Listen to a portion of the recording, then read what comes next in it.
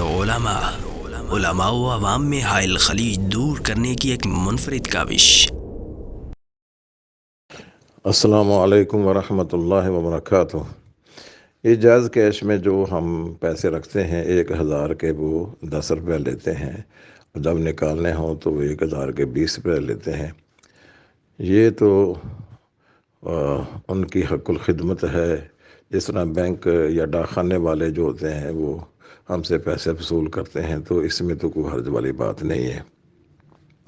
باقی رہا کہ جب تک وہ اکاؤنٹ میں پیسے رہتے ہیں وہ آپ کو کچھ منٹ دیتے ہیں یا میسج آپ کو دیتے ہیں فری، تو ان کو استعمال کرنا کیسا ہے؟ ظاہر ہے کہ ہم جو اکاؤنٹ میں پیسے رکھتے ہیں وہ بوقت ضرورت کام آنے کے لیے رکھتے ہیں، کہ ہم نے کوئی بل اتارنا ہے یا وقتی طور پر کسی کو ٹرانسفر کرنے ہیں، تو بجائے سکے کہ انسان وہ پیسے ساتھ لیے پھرے، اس لیے وہ اکاؤنٹ میں جمع رکھ لیتا ہے۔ اس حد تک تو اکاؤنٹ میں پیسے رکھنے جائز ہیں۔ جو وہ آپ کو مفاد دیتے ہیں وہ اس بدلے میں دیتے ہیں کہ چونکہ آپ کے پیسے ان کے اکاؤنٹ میں پڑے ہوتے آپ کے ہیں اور قبضہ ان کا ہوتا ہے۔ جس طرح آپ کے پیسے بینک میں پڑے ہوتے ہیں اور بینک آپ کو کوئی مفاد دیتا ہے، بینک وہ پیسوں کی شکل میں مفاد دیتا ہے، اور یہ جائز کیش والے جو ہوتے ہیں یہ منٹوں کی شکل میں آپ کو مفاد دیتے ہیں۔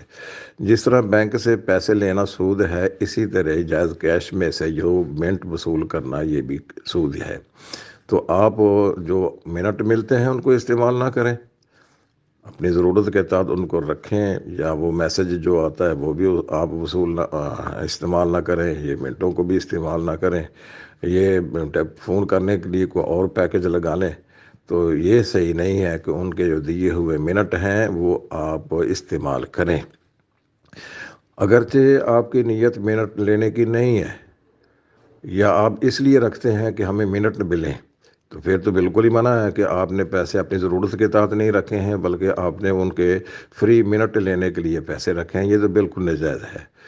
اور اگر آپ کی نیت یہ نہیں تھی کہ میں نے منٹ لینے ہیں، آپ اپنی ضرورت کے تحت پیسے رکھتے ہیں، تو پھر بھی ان منٹوں کا استعمال نہیں کرنا چاہیے، کیونکہ وہ جو آپ کو ملے ہیں وہ آپ کے پیسوں کی بنا پر ملے ہیں جو ان کے کھاتے میں پڑے ہوئے ہیں۔